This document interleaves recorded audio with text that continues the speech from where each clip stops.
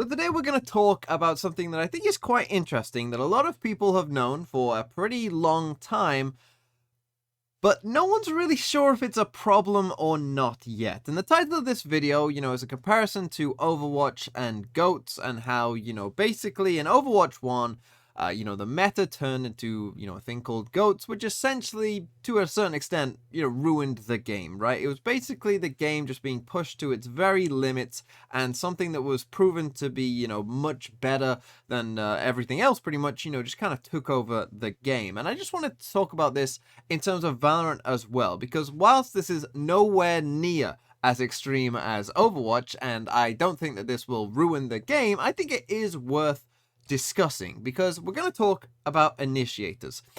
So here basically is a tier list of basically the agents right now as I see them kind of, as picked by pros in pro play, kind of where are we as a meta right now, right? You've got Chamber and Fade in the S tier, and people might disagree with, the positions of one or two of these agents. That's fine. I don't have a problem. I just did this quickly. But you got Fade and Chamber in the S tier, probably need a nerf, right? Perhaps the devs have suggested they will get a nerf, right? Then in the A tier, you got Viper, KO, Raze, Omen, and Breach. Picks, that are very common across, many of the different maps, right, and don't look out of place, are very strong meta picks.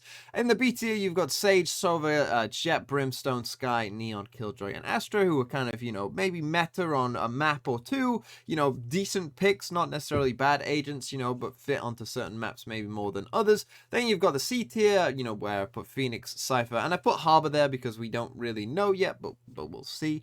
I've put them there, and these are basically niche picks, right? Maybe you'll pick them on a map or two, but they aren't necessarily like super meta on any map. And then in the D tier, you've got Yoru and Reyna, who don't really see a lot of pro play.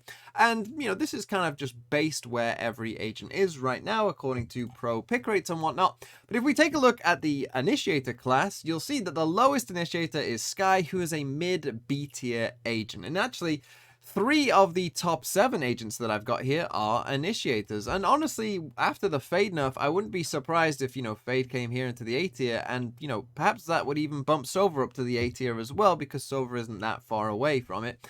And, you end up in a situation where none of the initiators is down here, but, for each of the other classes, there's at least one agent who I think, most people would put down here overall. And so that leaves you with a situation where are the initiators just better than the other classes, and will that always be the case, and is that a problem? Because when we look at the pro metas on each map as well, pretty much every map is a double initiator map, right? So when we think about a team composition in Valorant, you've got 5 agents to pick from.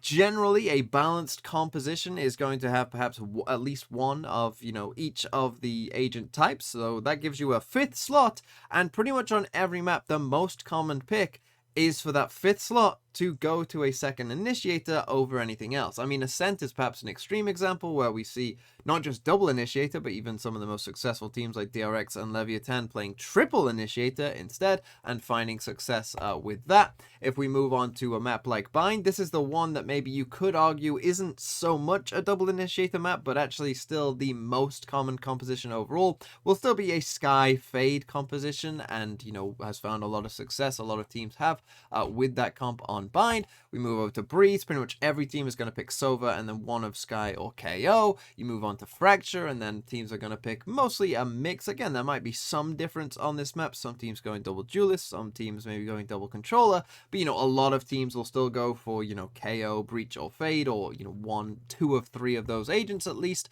You move on to Haven, and you're definitely going to see probably Fade, Breach these days. You move on to Icebox. It's very common to see Sova KO, or maybe Fade KO on Icebox. You move over to Pearl as well, and you're likely to see again perhaps Fade KO on Pearl as well. So you end up with basically all of the maps ending up in a situation where you have double initiator on every single one pretty much. And is that a problem? And well, let's first tackle why is that happening.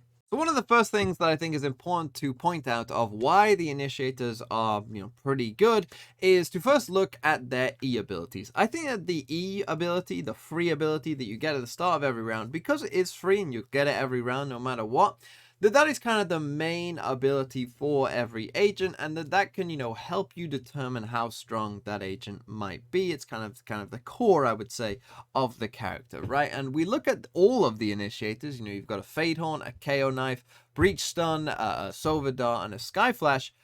If you were ranking just all of the abilities, probably all of those abilities would be A tier or plus, right? They're all very, very strong in their own right. They give information, or they help you take a space, or both, or, they're just very, very strong abilities, all of them, right? And that is obviously partly why the initiators are all pretty good. And you can't really say the same for maybe every single agent in all of the other classes, right? You look at like a Phoenix or a Yoru even, right? Or a Sage maybe even, where the E ability maybe isn't, the strongest part of their kit, right? That free ability that they get maybe isn't super, super powerful.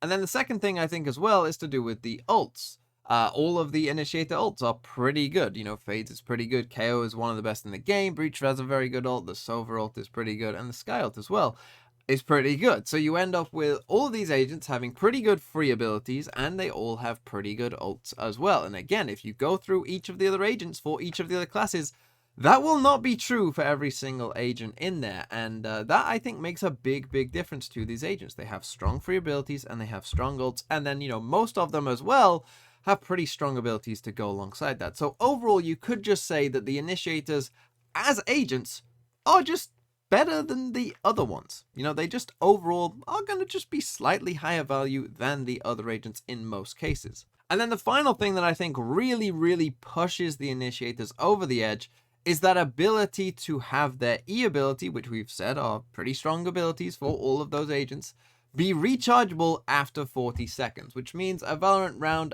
lasts 1 minute 40 seconds. So you can use it at the start of the round, and then you can use it again at 1 minute, and then you can use it again at 20 seconds. And then if you plant the spike, or the spike gets planted at this time, you can then use it potentially a fourth time as well in the round as the spike is kind of going off. And this, I think, is what makes Initiators even more powerful, on top of the fact they already have, good abilities and they're pretty good anyway. This just pushes them over the edge. I don't know what some of you are thinking. Well, can't controllers do the same thing, right? Omen can smoke a ton of different times, with his recharge, and his recharge is even quicker than for those Initiators, right? Or Sage Heal is only 45 seconds. What's the big difference? Well, the difference with smokes is, of course, I don't think that the smokes as abilities are generally as powerful as those Initiator utility will be. And some maps in certain situations, yes, of course, it can be as strong, but the baseline level, power level of those smokes, I don't think is going to reach the same levels as the baseline of a Sova Dart or a Fade Horn or a Sky Flash or anything like that, right? So that perhaps is the difference there. And then when it comes to something like Sage, who can, potentially heal, once and then 45 seconds later, how often are you healing at the start of the round, right? Pretty much never, right? So you're never using this Sage ability at the start of the round, whereas you're almost always using an Initiator ability at the start of the round, and you're getting it back that second time. If you watch a pro game, you will almost every round see an Initiator use their ability at least twice, if not 3 times, right? And that is just how pro games work out. And this, I think, is the big, big reason why Initiators are just kind of a step above all of the other classes, and have been for some time. And then finally we come to the question that I think matters perhaps more than anything else is it a problem? Is it a problem that we live in a double Initiator world right now? And the answer honestly is, I don't know, because it's been such a long time that we've been living in double Initiator. And as I said at the start, it's not like this is a major game-breaking problem that ruins the game and there's only one real way to play the game. Because with double Initiator, you can play in still a ton of different styles if you really want to, depending on, the rest of your team comp, and depending on, how exactly you, plan to use those Initiators as well, and which Initiators you have. You can still actually play the game in kind of a lot of different ways. So it's not necessarily that we're going all in on this strategy that is clearly dominant and clearly is better than everything else, and you can only play the game in one way and it's stale and it's boring. No, that isn't the case. But potentially it could be better, right? I think that the game and the meta would be a bit better if, each map had a different, oh, this map's a double sentinel map, and this map's a double, duelist map or something like that, right? Instead of every map being, well, you're playing double initiator, you're playing an information agent and you're playing a flash agent, and that's just the way it is. And then you play a duelist, you play a sentinel, you play a controller, and that's your team comp.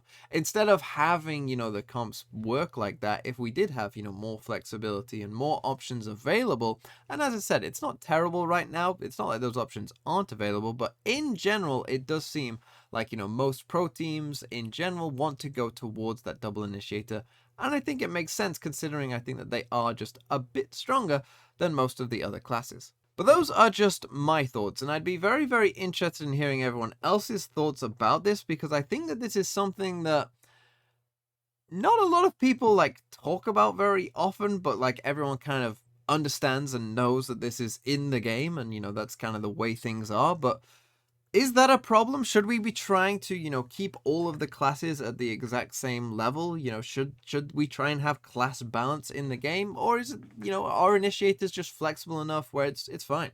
Don't worry about it. There's still plenty of different playstyles available to pro teams or, in ranked games as well. So don't worry about it. It's fine. Move on. Find another problem. Nerf chamber. Or do you think, there should be some kind of solution to this? And if so, how would you try and fix those initiators? Because there is a lot of options available to you, right? You could buff everything else. You could nerf the initiators. There's a lot of different options there in how you might go about it. But I do think it's an interesting point that is, worth discussion.